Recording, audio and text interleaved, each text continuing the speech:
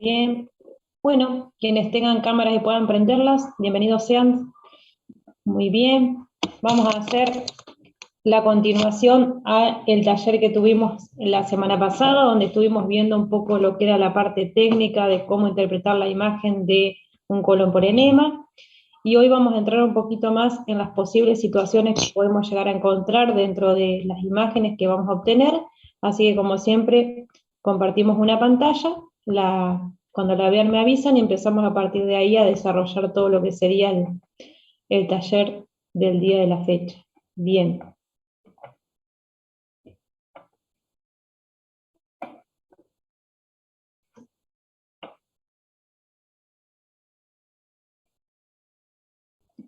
Bárbaro.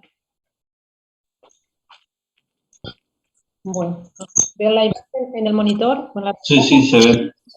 Perfecto. Bueno, si bien lo caratulamos como colon patológico, vamos a ver dentro de lo que sería este colon, cuáles son los signos que nosotros nos van a predisponer a pensar de que estamos en presencia a un estudio normal de uno patológico. Recuerden que nunca hablamos en sí de una patología, sino de los signos que nos llaman la atención, porque desconocemos algo importante que, como siempre decimos, es la clínica del paciente para cerrar en sí la patología. Entonces, haciendo un repaso por todo lo que es la anatomía básicamente del colon, sabemos que normalmente hablamos de un marco colónico porque tiene forma de cuadro, forma de marco básicamente, con 4 lados que no son exactamente iguales, pero que tienen ese formato anatómico. Entonces, sabemos que el colon por enema se empieza por vía ascendente, ¿sí? Hacia vía cefálica, hacia la región lo que sería proximal, que es donde se une al intestino delgado a través de la válvula iliocecal.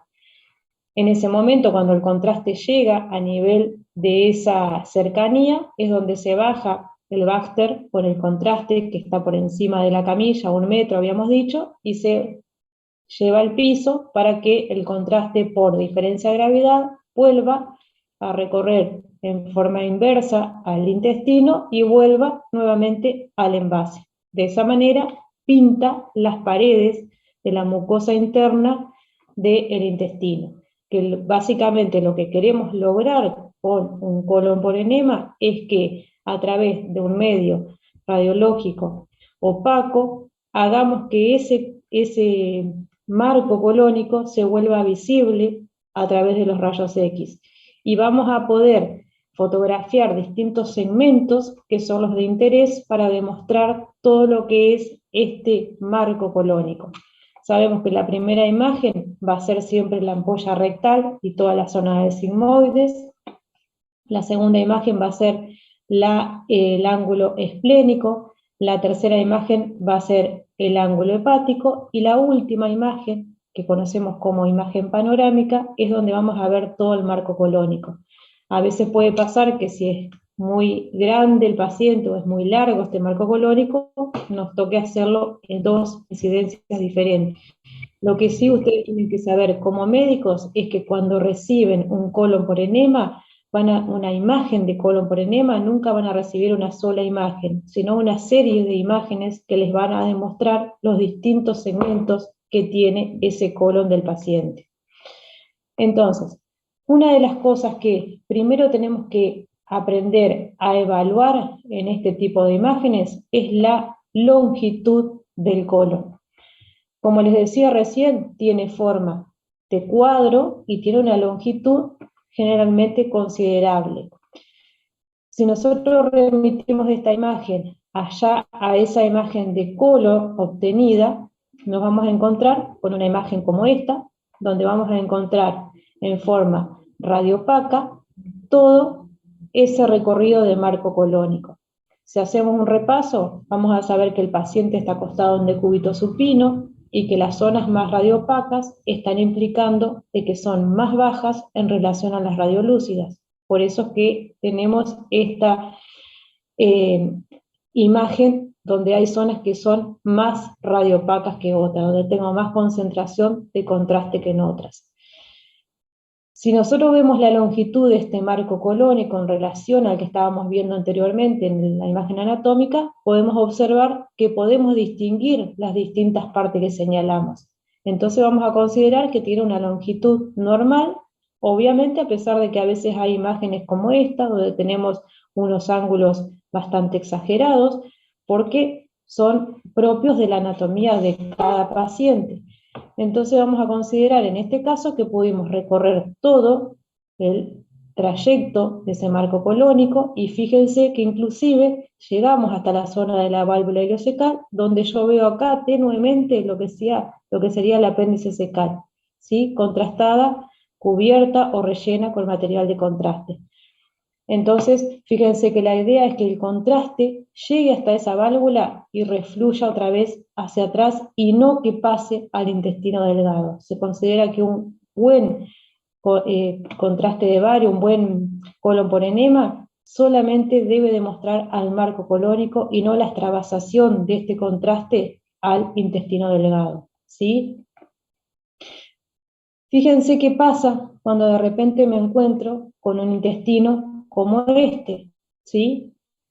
Si uno presta atención, es más difícil poder interpretar los 4 segmentos que decíamos hoy del colon. ¿Por qué? Porque es un colon que es más largo. Cuanto más largo sea el colon, más rulos, más imágenes circulares va a ser, porque tiene que entrar dentro de una misma capacidad abdominal, pero al ser más largo no tiene otra solución que plegarse en forma más continua.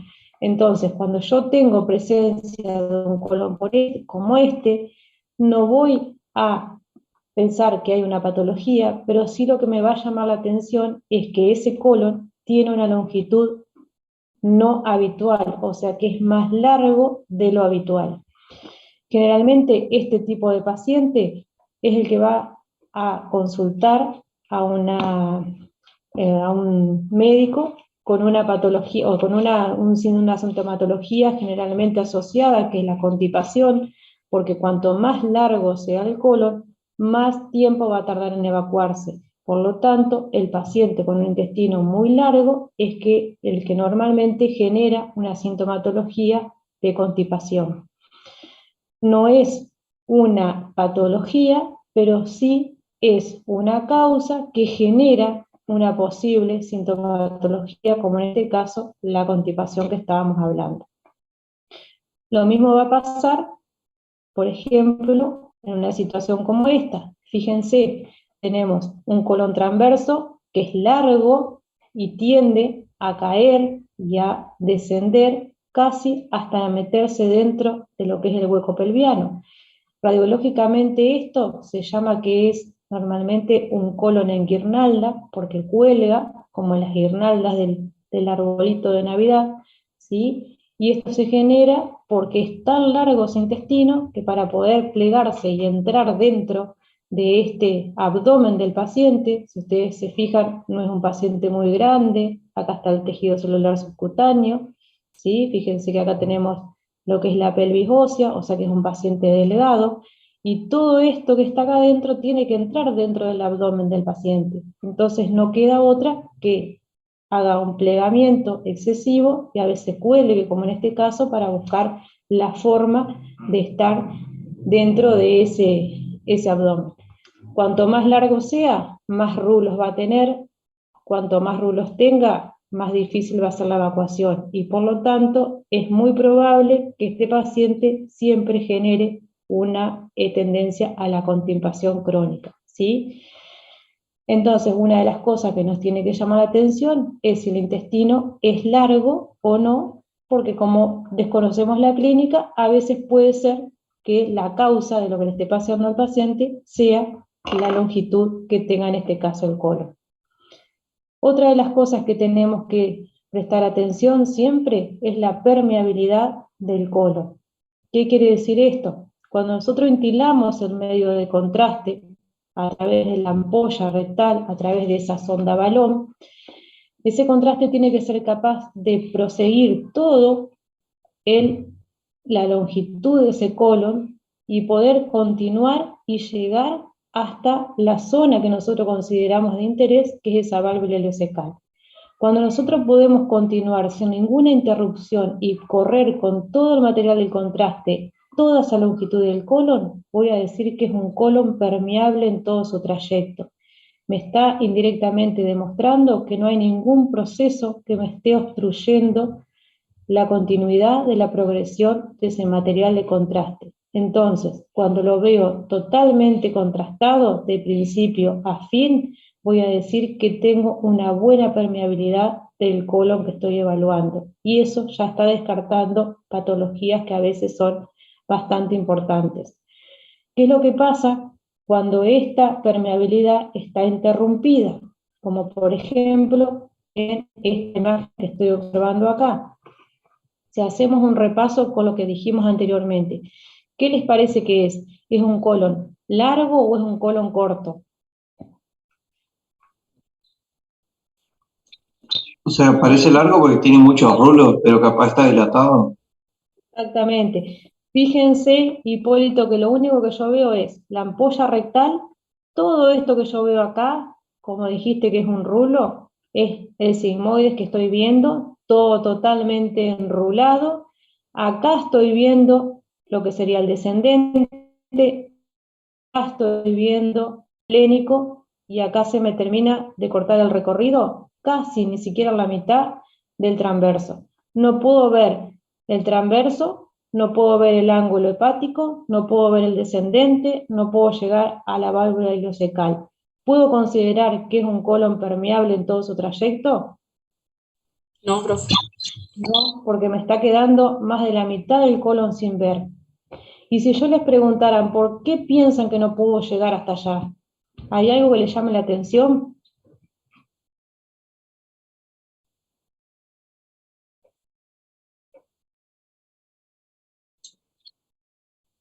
Parece que está constipado.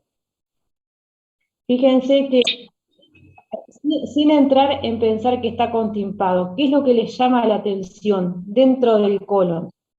Esa imagen como sucia, podemos Exacto, cerrar. tenemos una imagen sucia, no solamente afuera, adentro del colon, también la veo afuera. Fíjense que todas estas imágenes que yo veo redondeadas acá, que son radiolúcidas o radiopacas. Radiolúcidas porque no toman contraste. Exactamente, son radiolúcidas y fíjense que en el interior tienen, ¿sí?, imágenes radiopacas también, apenas ahí. Eso me está demostrando que tengo presencia de segmentos de materia fecal en todo lo que es la ampolla rectal. Fíjense que las veo acá también, en todo el largo de la continuidad de este colon, veo acá también, ¿sí? Y fíjense que fuera de la zona donde yo todavía no llegué con el contraste porque no pude progresar, fíjense todo esto que yo veo acá, todas estas imágenes que se acuerdan que la doctora les mostraba como migas de pan, porque se veía toda esa imagen sucia, puntillosa.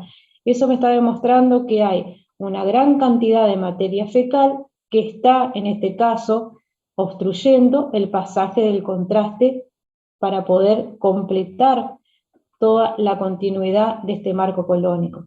Por lo tanto, si yo estoy viendo una imagen como esta, voy a decir que veo un colon largo y que no es permeable en todo su trayecto. ¿Por qué? Porque no lo puedo demostrar a la permeabilidad, no llegué hasta el final, ¿sí? Más allá de la patología o de lo que está obstruyendo el pasaje del contraste. ¿Se entiende eso? Sí, sí. Bien. Otra de las cosas importantes es el calibre de ese colon. El calibre tiene que ser lo más uniformemente posible. Si bien el colon no es una manguera que es recta y que tiene el mismo calibre, ¿por qué? Porque tiene austras colónicas, porque tiene esa forma particularidad, que tiene todas esas imágenes redondeadas, pero sí tengo que saber que el calibre que es de segmento de mucosa interna a externa, este calibre tiene que permanecer en lo posible a lo largo de todo el intestino, ¿sí?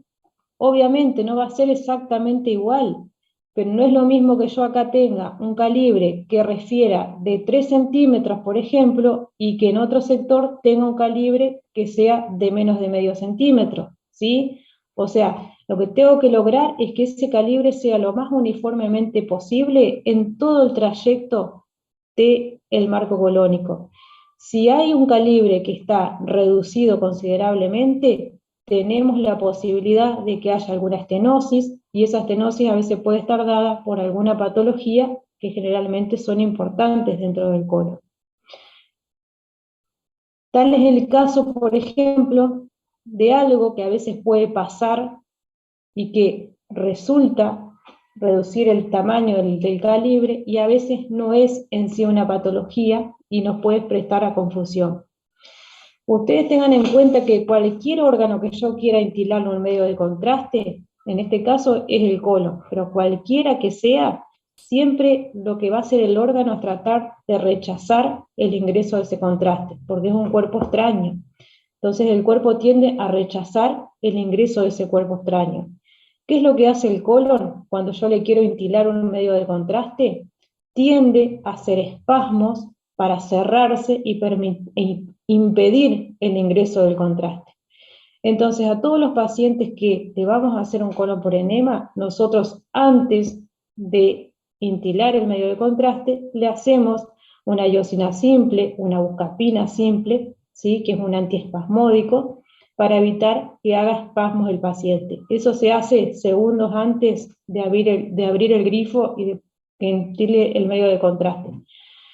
Entonces, ¿cómo me doy cuenta que lo que está haciendo el paciente es un espasmo y no una estenosis verdadera? Si yo en una imagen veo una reducción de calibre, como por ejemplo acá, fíjense que yo tengo una porción de intestino con un calibre considerable, tengo una reducción acá importante, fíjense cómo se me redujo a menos del 60% del calibre que estaba mirando recién, y después se vuelve otra vez al calibre normal, con las formas básicas de lo que son las austras colónicas. Cuando yo veo esta imagen sola, puedo pensar de que esto es patológico, que tengo una estenosis por un CA de colon, por ejemplo.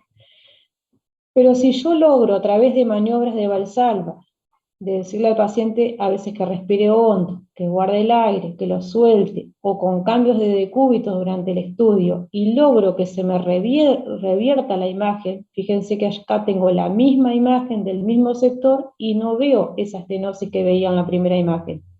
Entonces, ¿qué quiere decir?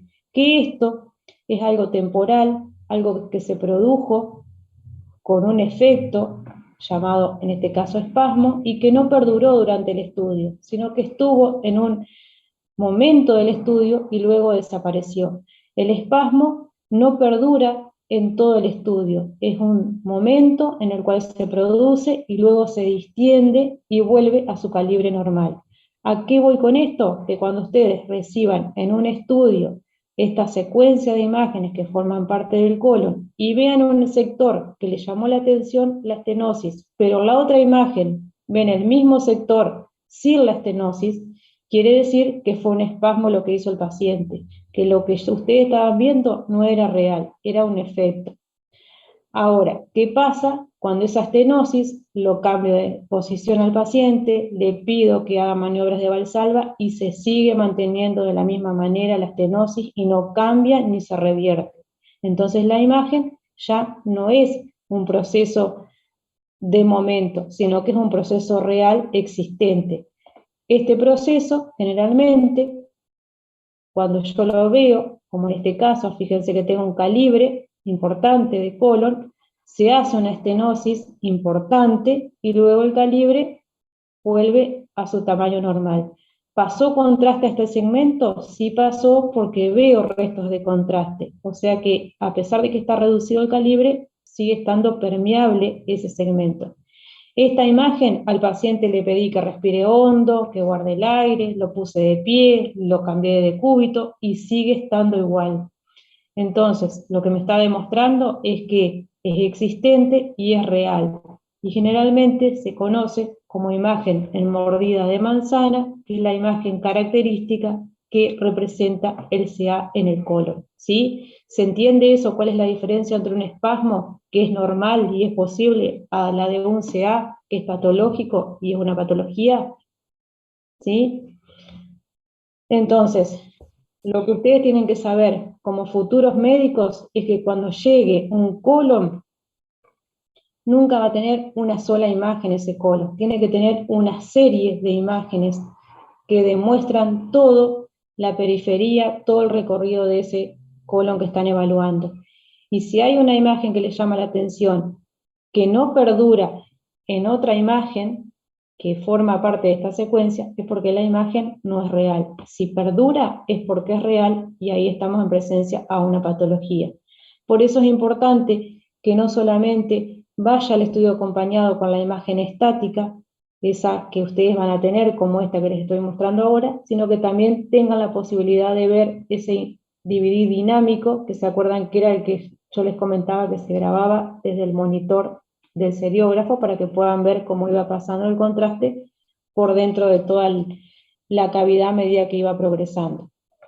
Bien. Así como hablábamos de que puede haber una reducción en el calibre, que es importante señalar que se reduce, también puede pasar lo inverso, que el calibre esté aumentado de tamaño.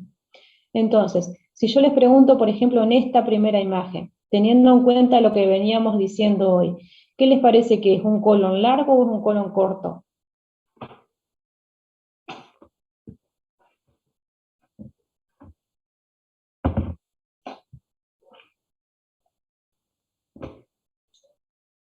Puede ser que sea largo, pero la verdad que no está tan Fíjense, dilatado que no sé si o sea, si nos ponemos a mirar en qué sector anatómico estamos, en el abdomen superior o en el abdomen inferior. Fíjense la estructura ósea siempre. es inferior. Inferior, porque vemos todo lo que es la cavidad pelviana, el hueco pelviano. Fíjense que el colon estaríamos en presencia de una ampolla rectal que es bastante aumentada de tamaño, está muy dilatada. Todo esto que sigue acá sería el colon sigmoides y el descendente. Acá podríamos llegar a tener, y digo podríamos llegar porque no se alcanza a distinguir, el ángulo esplénico.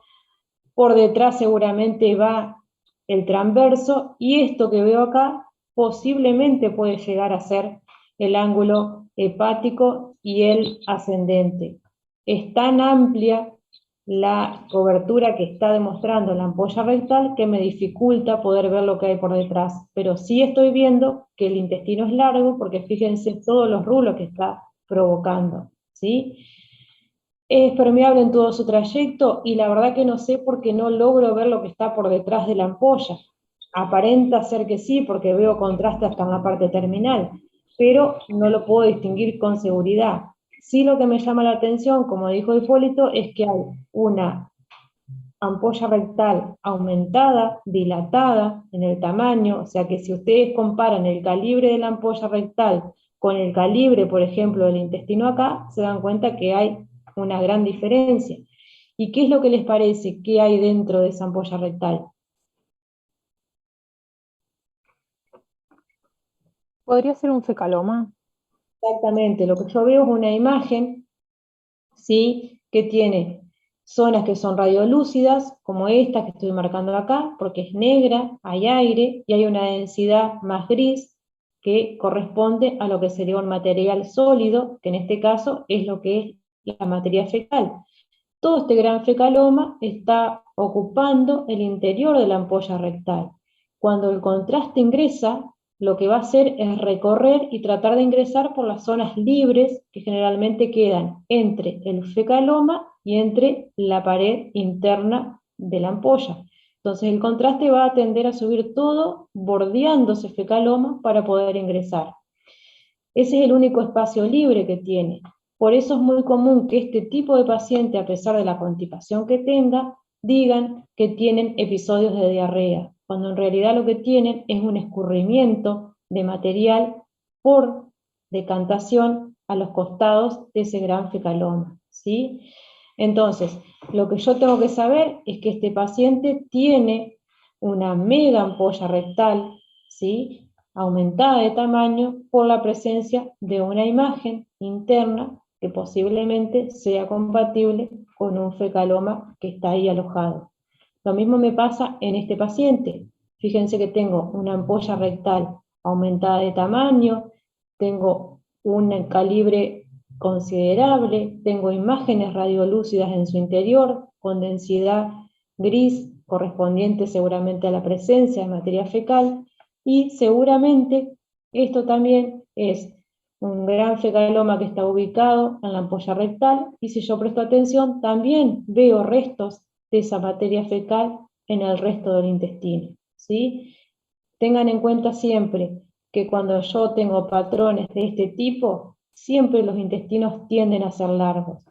Recuerden que cuando más largo sea el intestino, más tiempo tiene en evacuar y por lo tanto más posibilidades tengo de encontrar restos de materias que me generan esta imagen de colon sucio, como decimos siempre.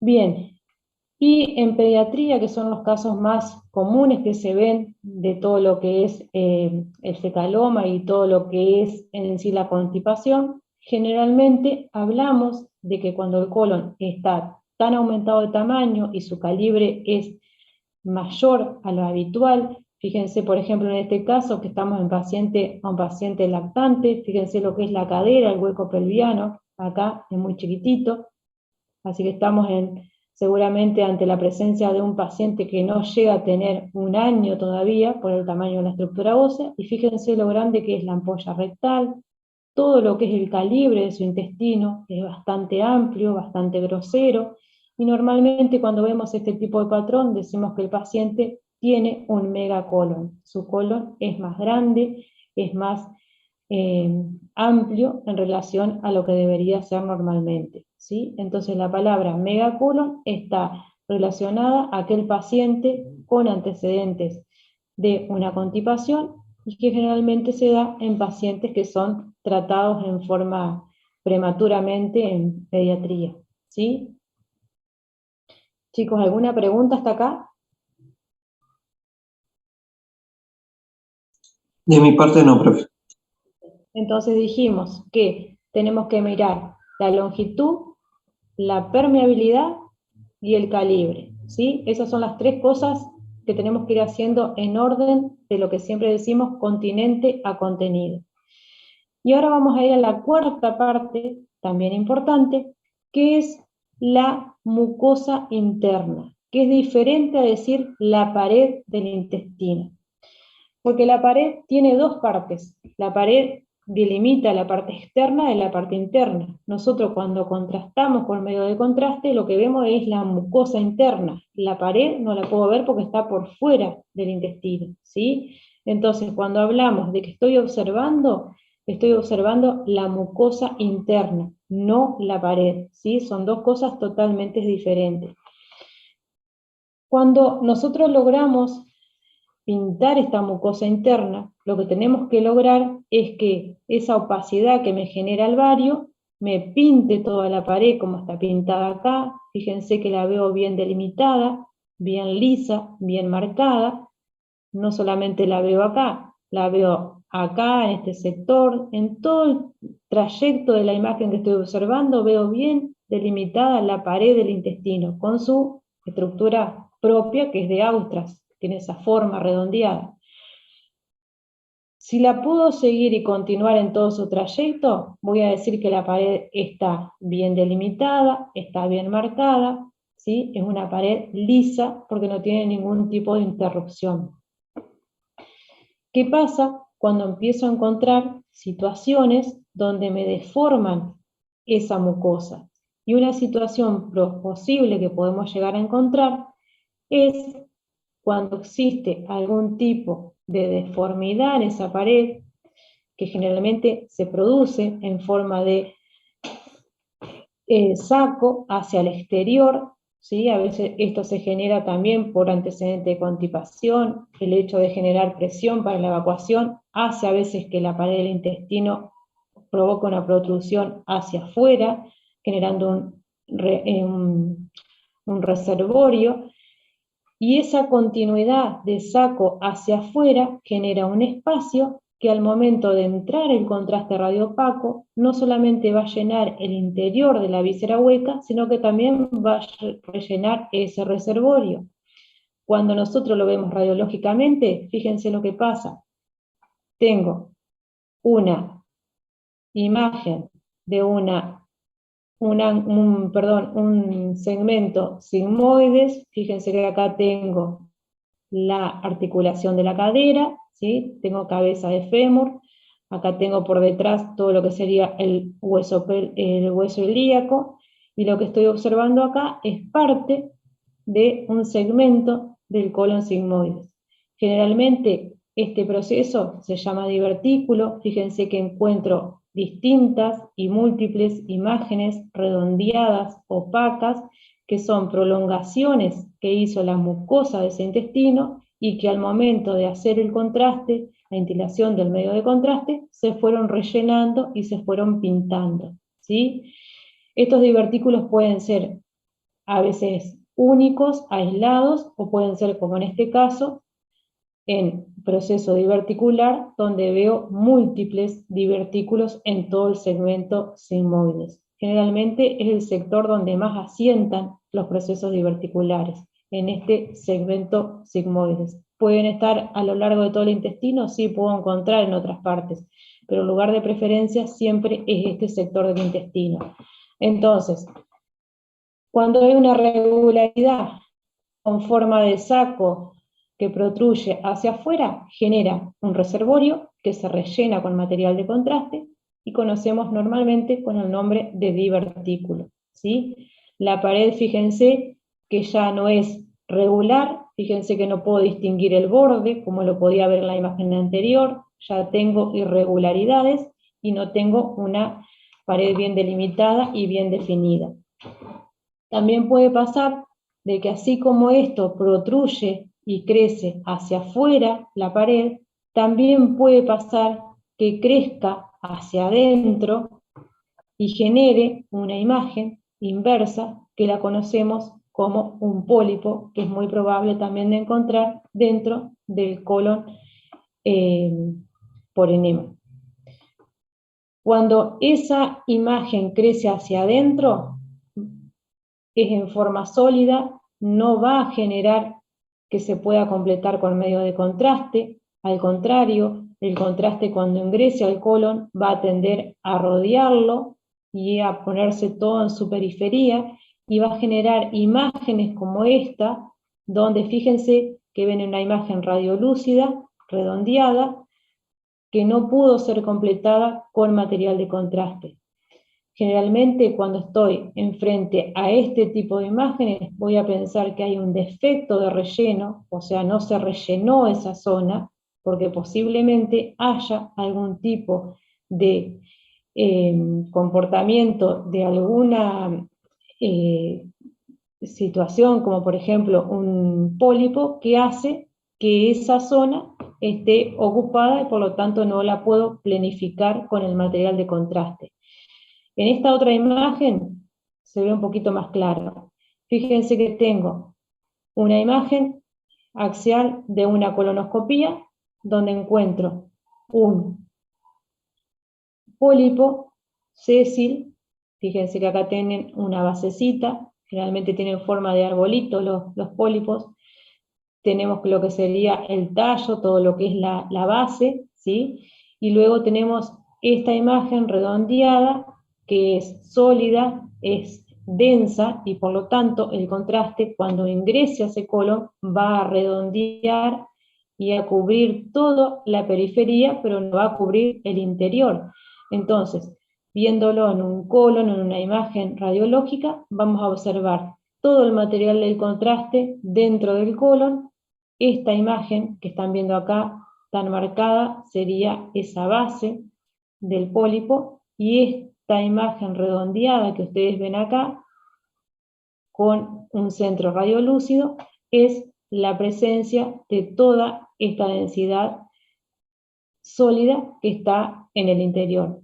Por lo tanto, para resumen, cuando yo veo un divertículo, es una extensión, vuelvo a la primera imagen, una extensión de la pared, de la mucosa del colon, que va hacia afuera y me genera un espacio donde yo lo puedo llenar y contrastar con material de contraste. La imagen que me va a demostrar un divertículos son imágenes redondeadas, radiopacas, porque están llenas con material de contraste varitado.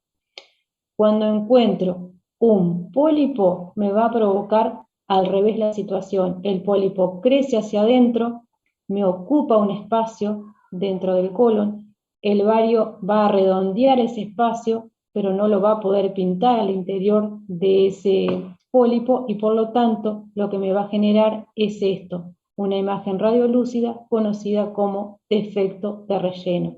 ¿Se entiende, chicos, eso? ¿Sí? Sí. Sí, sí. Puede ser que se corte ahora 2 segundos, nos conectamos si quieren de vuelta y terminamos, que falta un pedacito más, nada más. ¿Alguna pregunta hasta ahora por acá? Yo no, profe. De mi parte tampoco. Buenísimo. No, profe. Bien, espérenme un segundito que calculo que se está cortando y ya nos reconectamos todos de vuelta.